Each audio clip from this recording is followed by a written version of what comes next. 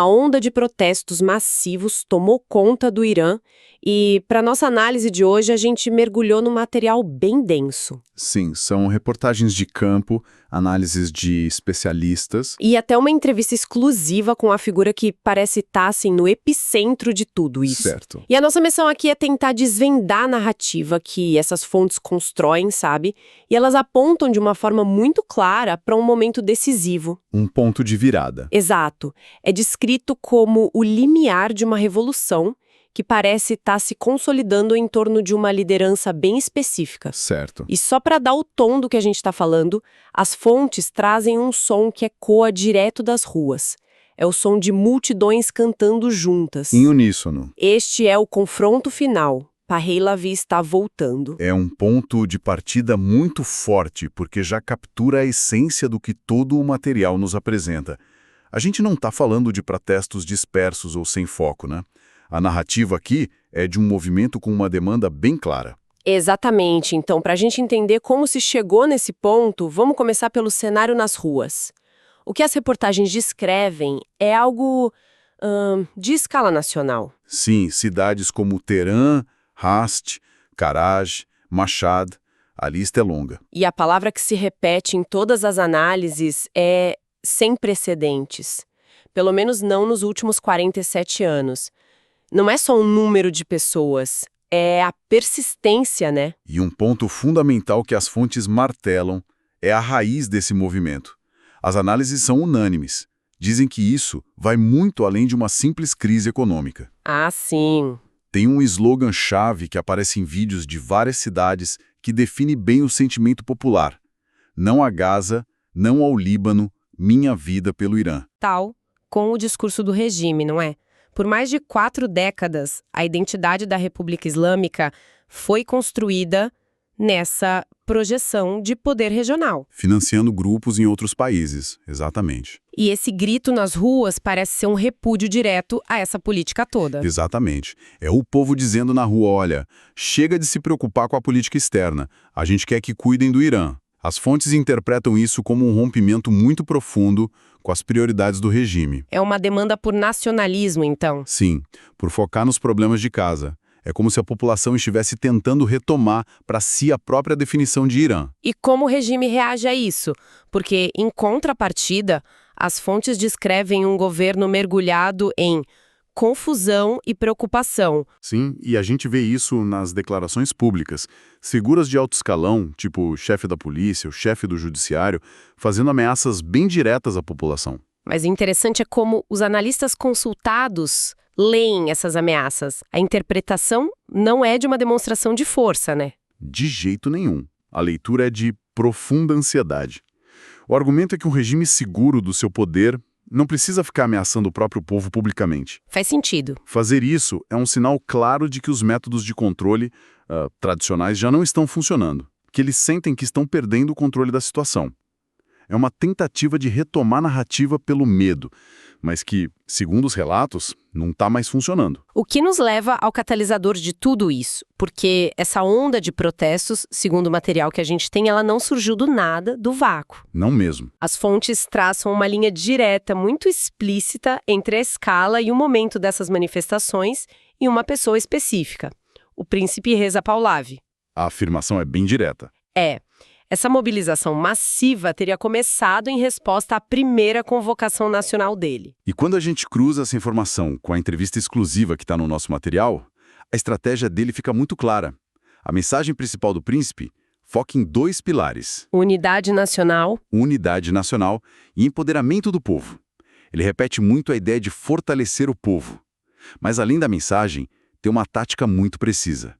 Ele convoca greves em setores-chave. E a escolha desses setores, petróleo, gás e transporte, é muito estratégica. As análises que a gente leu mostram bem o porquê, certo? Não é algo aleatório. De forma alguma. Uma das análises detalha isso muito bem.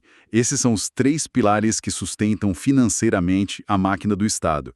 E, o que é crucial, o aparato de segurança. Ah, entendi. Paralisar esses setores é como cortar o oxigênio do regime. Não só o dinheiro. A ideia, segundo essa visão, é secar a fonte de renda do regime. e, com isso, minar a capacidade deles de reprimir. É uma tática de asfixia econômica mesmo. E a resposta a essa convocação parece ter sido imediata e massiva. As reportagens estão cheias de imagens e sons que comprovam isso. Comprovam totalmente. Os cantos que a gente ouve não deixam margem para dúvida. Palavra está voltando, Javid Shah, significa longa vida ao Shah. E tem um detalhe que eu achei particularmente revelador sobre o tamanho do movimento. Uau! Um dos vídeos que as fontes citam vem de Tabriz, onde a multidão canta em azeri. Yasha Sim Pahlavi, ou seja, Viva Pahlavi. Esse ponto é crucial. Isso demonstra que o movimento, como é retratado nas fontes, ele transcende barreiras étnicas, geográficas dentro do Irã. Não é um fenômeno restrito a Teherão ou à etnia persa, sabe? Exato. E na entrevista, o próprio príncipe reflete sobre essa resposta. Quando perguntam o que ele sentiu ao ver as imagens, ele diz que a única palavra que consegue encontrar é orgulho. Nossa. E ele vai além. Ele declara abertamente que já está fazendo os preparativos necessários para retornar ao Irã e se juntar ao povo para o que ele chama de batalha final. Então a gente tem a convocação, a estratégia e essa resposta massiva nas ruas. Mas a parte que eu achei mais reveladora nas fontes foi a análise dos especialistas tentando colocar tudo isso num contexto histórico maior. Ah, sim. O que eles destacam como sendo mais significativo aqui? Uma das transcrições traz a análise do doutor Mossem Banai e ele aponta para algo que ele descreve como uma possibilidade única na história moderna. Que seria? Ele diz que a gente pode estar testemunhando uma dinastia que foi deposta por uma revolução popular, sendo chamada de volta ao poder por outra revolução popular. Segundo ele, não existe precedente para isso no mundo contemporâneo. Isso é realmente impressionante. As fontes chegam a comparar essa situação com algum outro momento histórico ou o Irã é apresentado como um caso absolutamente único? Pelo material que a gente analisou, é tratado como um caso único. O Dr. Banai argumenta que, normalmente, quando uma monarquia cai, ela é substituída, sei lá, por uma república e o capítulo se encerra. A ideia de uma nação, décadas depois, clamar pelo retorno daquela mesma dinastia é um fenômeno que desafia os padrões históricos. E ele também detalha a estratégia de longo prazo do príncipe para chegar nesse ponto, não é? Sim, e é fascinante. A análise ressalta que ao longo de 46 anos e sem apoio externo significativo, o príncipe Reza Pahlavi conseguiu metodicamente transformar o sentimento por trás do slogan da Revolução de 79. Morte ao Shah. Exato. Ele transformou isso no grito que se ouve hoje nas ruas Javid Shah.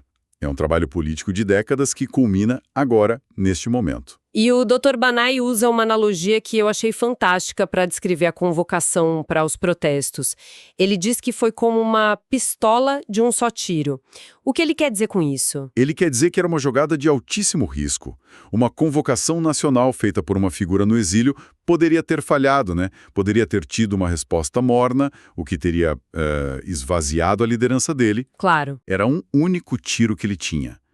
E segundo a análise, o tiro não só foi disparado no momento exato, como atingiu o alvo em cheio, desencadeando essa resposta massiva e validando a posição dele como líder do movimento. Essa análise se conecta perfeitamente com outra perspectiva tática que a gente viu, a de um ex-oficial de polícia citado numa das reportagens. Ah, sim. O que fala sobre o maior pesadelo do regime. Exatamente. Esse ex-oficial explica que o regime está preparado para reprimir protestos pequenos, localizados. O que eles não têm capacidade de controlar, e o que eles mais temem, são as multidões grandes e unificadas. Um mar de gente, como ele descreve. E a estratégia do príncipe de capturar e manter as ruas visa criar exatamente esse cenário. Perfeito. O oficial conclui dizendo algo muito forte. O fator medo mudou de lado. Antes era a população que temia o regime. Agora é o regime que está com medo da população. Então, se o primeiro passo foi levar as pessoas às ruas com sucesso, as fontes mostram que a estratégia evoluiu rápido. A segunda convocação do príncipe, feita logo depois dessa primeira onda, muda o jogo, né? Muda completamente. Representa uma escalada tática, assim, muito significativa. A segunda mensagem, que é citada na íntegra em uma das fontes, é muito clara. O que ela diz? Ele diz, e eu vou citar: "O nosso objetivo não é mais simplesmente vir para a rua. O objetivo é a preparação para a captura dos centros das cidades e sua manutenção. Isso é uma mudança fundamental." E como isso funcionaria na prática? As fontes dão detalhes sobre essa nova fase de capturar e manter? Dão sim. A convocação vem com instruções bem práticas. Tem um chamado para as pessoas se prepararem para ficar nas ruas por longos períodos. Ah, trazendo suprimentos. Isso, trazendo água, comida. A ideia é passar de um protesto para uma ocupação estratégica. O objetivo final é paralisar o Estado. Mas tem um outro elemento aí, que é uma mensagem direta para as forças de segurança. Você está falando da Plataforma de Cooperação Nacional que as fontes citam. O que seria exatamente essa plataforma? Tipo, um grupo formal, uma aliança? Pelo que as fontes descrevem, é uma iniciativa criada para ser um canal seguro de comunicação entre a oposição e membros das Forças Armadas e de Segurança que não concordam com a repressão. Entendi. E a segunda convocação do príncipe se dirige diretamente a esses membros, instruindo eles a, no momento certo, desacelerar e atrapalhar a máquina de repressão por dentro. A estratégia é corroer a capacidade de resposta do regime a partir do seu próprio aparato, sabe? Para preparar o terreno para o que ele chama de dia decisivo. Resumindo então, a narrativa construída a partir do material que a gente analisou hoje é a de um movimento descrito não como um simples protesto, mas como uma revolução em pleno andamento. Exato. A gente tem uma população que, segundo os relatos, perdeu completamente o medo e um ponto focal de liderança muito claro em torno do príncipe Reza Pahlavi, cujas convocações estratégicas estão sendo recebidas com um comparecimento massivo. Exatamente. As fontes pintam o quadro de um regime encurralado e de um povo que encontrou uma voz e uma direção unificadas. E isso começa a ter repercussões internacionais, né? Sim, uma das reportagens menciona isso. Menciona declarações de figuras como Donald Trump, afirmando que os Estados Unidos estão observando de perto e que o regime iraniano agora está pagando preço pelas suas ações. A atenção do mundo parece estar se voltando para o Irã. O que nos deixa com uma reflexão final construída a partir de todo esse material que a gente viu. Sim. Se o que estas fontes descrevem de fato se concretizar, que tipo de precedente isso estabelece? Não apenas para o Irã, mas, sei lá, para outros movimentos populares ao redor do mundo, que talvez comecem a olhar para o seu próprio passado, não como algo a ser esquecido, mas como uma fonte de inspiração e legitimidade para construir um novo futuro. É uma pergunta que fica no ar.